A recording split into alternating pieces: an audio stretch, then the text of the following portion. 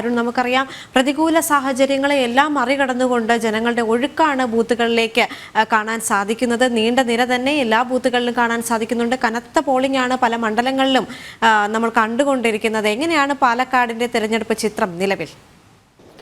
പാലക്കാടും കനത്ത പോളിംഗ് തന്നെയാണ് അനുഭവപ്പെടുന്നത്. രാവിലെ മുതൽ തന്നെ വലിയ തിരക്ക് അനുഭവപ്പെടുന്നുണ്ട്. ഞാനിപ്പോൾ നിൽക്കുന്നത് പാലക്കാട് ജില്ലയിലെ ആലത്തൂരിലാണ്. ആലത്തൂരിലും നമുക്ക് ദൃശ്യങ്ങളിൽ കാണാൻ സാധിക്കും.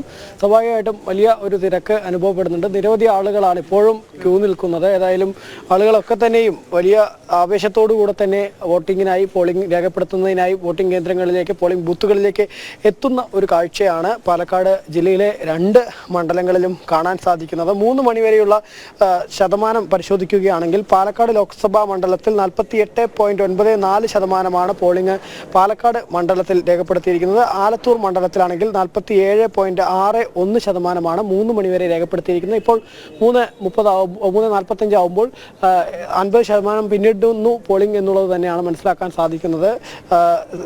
ജില്ലയിൽ കഴിഞ്ഞ ഒരു ലോക്സഭാ തെരഞ്ഞെടുപ്പിൽ രേഖപ്പെടുത്തിയത് 77.72% പോളിംഗ് ആണ്. ഇത്തവണ ഏതായാലും അതിൽ കൂടുതൽ പോളിംഗ് രേഖപ്പെടുത്താനുള്ള ഒരു സാധ്യത തള്ളിക്കളയാൻ കഴിയില്ല എന്നുള്ളതാണ്. സ്വാഭാവികമായിട്ടൊരു ഓരോ ആളും വോട്ട് ചെയ്ത് മറ്റൊരാൾക്ക് വോട്ട് ചെയ്യുന്നതിൻ്റെ ആ ഒരു സമയക്രമം, അതിൽ ചിലയിടങ്ങളിലൊക്കെ ചില യന്ത്ര തകരാറ് മൂലം സമയം കുറച്ച് അധികം വേണ്ടി വരുന്നു എന്നുള്ള തരത്തിലൊരു പരാതികൾ ഉയരുന്ന സാഹചര്യമുണ്ട്.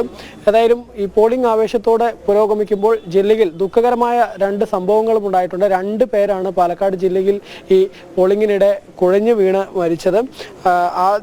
ആദ്യം രാവിലെ ആയിരുന്നു ഒരു വോട്ടർ കുഴഞ്ഞു വീണ് മരിച്ചത്. ഒറ്റപ്പാലത്ത് വോട്ട് ചെയ്യാൻ എത്തിയ വ്യക്തിയായിരുന്നു. ചുനങ്ങാട് വാണി വിലാസിനി സ്കൂളിൽ വോട്ട് ചെയ്യാൻ എത്തിയ ചന്ദ്രൻ എന്ന 68-കാരനായിരുന്നു രാവിലെ കുഴഞ്ഞു വീണ് മരിച്ചത്. ഇദ്ദേഹത്തെ ഒറ്റപ്പാലം താലൂക്ക് ആശുപത്രിയിൽ എത്തിച്ചെങ്കിലും ജീവൻ രക്ഷിക്കാൻ കഴിഞ്ഞിരുന്നില്ല. അല്പസമയം മുൻപാണ് മറ്റൊരു മരണം സംഭവിച്ചത്. അത് വിളയോടി പുതുശ്ശേരി കുമ്പോറ്റിയിൽ കണ്ടൻ എന്ന 73-കാരനാണ് മരിച്ചത്. വോട്ട് ചെയ്ത് തിരികെ പോകുമ്പോൾ കുഴഞ്ഞു വീഴുകയായിരുന്നു. ഉടൻ ആശുപത്രിയിൽ എത്തിച്ചെങ്കിലും ഇദ്ദേഹത്തിൻ്റെയും ജീവൻ രക്ഷിക്കാനായില്ല. വിളയോടി NSUP സ്കൂളിൽ വോട്ട് ചെയ്യാൻ എത്തിയപ്പോഴാണ് ഇത്തരത്തിൽ വോട്ട് ചെയ്ത് മടങ്ങുന്നതിനിടെയാണ് ഇത്തരത്തിലൊരു സംഭവം ഉണ്ടായത്. അങ്ങനെ 2 മരണം ജില്ലയിൽ ഈ വോട്ടിങ്ങിനിടെ, പോളിംഗിനിടെ രേഖപ്പെടുത്തുന്നു എന്നുള്ളതും വലിയ ദുഃഖകരമായ സംഭവം തന്നെയാണ്. ഏതായാലും ഈ കനത്ത ചൂടാണ് പാലക്കാട് ജില്ലയെ സംബന്ധിച്ചിടത്തോളം. സംസ്ഥാനത്തെ മറ്റ് ജില്ലകളെ അപേക്ഷിച്ച് നോക്കുമ്പോൾ വലിയ ചൂട് അനുഭവപ്പെടുന്നു എന്നുള്ളതാണ്. ആ ചൂടിനിടയിലും ആളുകൾ സമയം ക്രമീകരിച്ചുകൊണ്ട്, അതായത് രാവിലെ ഒരുപാട് ആളുകൾ രാവിലെ വോട്ട് ചെയ്യാൻ എത്തിയിരുന്നു. അതുകൂടാതെ തന്നെ ഉച്ച സമയത്തോടടുത്ത് ഈ വെയിൽ താന്നതിന് ശേഷം വരാമെന്ന് കരുതി ധാരാളം ആളുകൾ അങ്ങനെയും കാത്തിരിക്കുന്നുണ്ട്. ഇങ്ങനെ വോട്ട് ചെയ്യുന്നതിന് വേണ്ടി വലിയ ആളുകളുടെ നീണ്ട നിര ഏതായാലും ജില്ലയിലെ എല്ലാ പോളിംഗ് ബൂത്തുകളിലും കാണാൻ സാധിക്കുന്നു എന്നുള്ളതാണ്. നമുക്കിപ്പോൾ ഈ ദൃശ്യങ്ങളിൽ പോലും കാണാൻ സാധിക്കും. 3 മണി പിന്നിട്ടിരിക്കുന്നു. ഉച്ചയ്ക്ക് പോലും ഈ ബൂത്തുകളിലൊക്കെ ഇതേ സമാന രീതിയിലുള്ള ഒരു തിരക്ക് തന്നെയാണ് അനുഭവപ്പെടുന്നത് എന്നുള്ളതാണ്. ഏതായാലും 6 മണി, നമുക്കറിയാം 6 മണിക്കാണ് കഴിയുക. പക്ഷേ 6 മണി അടുക്കുമ്പോഴും ആളുകൾ എത്രത്തോളം, ഇനിയും ഒരുപാട് ആളുകൾ ഉണ്ടാവാനുള്ള സാധ്യതയൊക്കെ വളരെയധികം ഉണ്ട്. വോട്ട് ചെയ്ത് കഴിയാതെ ആളുകൾ ബുദ്ധിമുട്ടുന്ന ഒരു സാഹചര്യം ഉണ്ടാവാനുള്ള സാധ്യത ജില്ലയിൽ പല ബൂത്തുകളിലും ഉണ്ടാവാനുള്ള സാധ്യത നിലവിൽ ഏതായാലും ഉണ്ട് എന്നുള്ളതാണ്.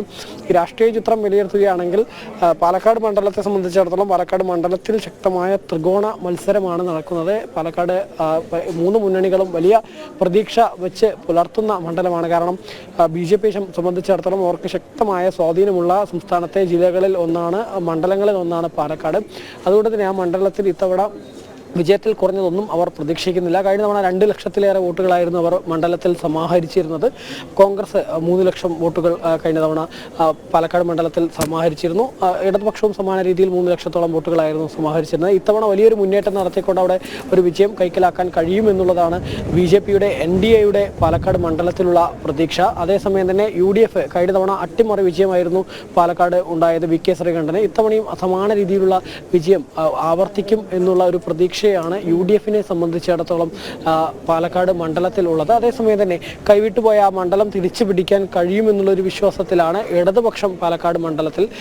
അതേസമയം തന്നെ ആലത്തൂർ മണ്ഡലത്തിൻ്റെ കാര്യങ്ങൾ പരിശോധിക്കുകയാണെങ്കിൽ ആലത്തൂർ മണ്ഡലത്തിൽ കഴിഞ്ഞ തവണ എല്ലാ കാലത്തും ഇടതുപക്ഷത്തിനൊപ്പം നിൽക്കുന്ന ഒരു മണ്ഡലമാണ് ആലത്തൂർ. പക്ഷേ കഴിഞ്ഞ തവണയാണ് അട്ടിമറി സംഭവിച്ചുകൊണ്ട് രമ്യ ഹരിദാസ് എന്ന UDF സ്ഥാനാർത്ഥി പാലക്കാട് ആലത്തൂരിൽ വിജയിക്കുന്നത്. ഇത്തവണ ഏതായാലും ആ മണ്ഡലത്തിൽ വിജയം തുടരാൻ കഴിയുമെന്നുള്ളൊരു പ്രതീക്ഷയാണ് രമ്യ ഹരിദാസിനും UDF-നും ഉള്ളത്. എന്നാൽ ആ മണ്ഡലം തങ്ങൾക്കൊപ്പം നിൽക്കുന്ന, സാധാരണ എപ്പോഴും നിൽക്കുന്ന മണ്ഡലം ഇത്തവണയും തിരിച്ചു പിടിക്കാൻ കഴിയും എന്നുള്ള ഒരു പ്രതീക്ഷയാണ് ഇടതുപക്ഷത്തിന്. അത് തന്നെ മന്ത്രി K. രാധാകൃഷ്ണനെ തന്നെ രംഗത്ത് ഇറക്കിക്കൊണ്ട് ഈ മണ്ഡലം തിരിച്ചു പിടിക്കാൻ കഴിയുമെന്നുള്ളൊരു വിശ്വാസമാണ്, പ്രതീക്ഷയാണ് ഈ LDF ക്യാമ്പുകളിൽ ഉള്ളത്. അതേസമയം തന്നെ ഈ NDA ക്യാമ്പുകളിൽ TN സരസു എന്ന വിക്ടോറിയ കോളേജിലെ മുൻ പ്രിൻസിപ്പൽ കൂടിയായ സ്ഥാനാർത്ഥി, ശക്തിയായ സ്ഥാനാർത്ഥിയെയാണ് അവർ രംഗത്തിറക്കിയിരിക്കുന്നത്. അതുകൊണ്ട് തന്നെ അവരുടെ സ്ഥാനാർത്ഥിത്വത്തിലൂടെ ലോക്സഭാ തെരഞ്ഞെടുപ്പിന്റെ 2ാം ഘട്ട വോട്ടെടുപ്പ് പുരോഗമിക്കുകയാണ്. സംസ്ഥാനത്ത് മികച്ച പോളിംഗ് തുടരുന്നു.